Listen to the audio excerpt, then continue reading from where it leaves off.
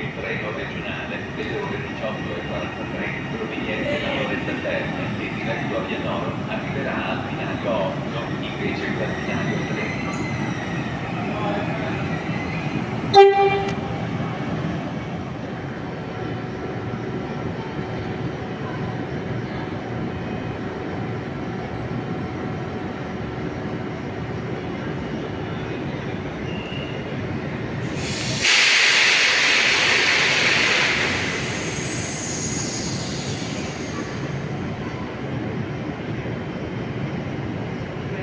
Approaching on track 17.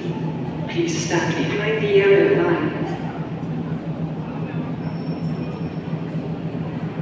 Attenzione!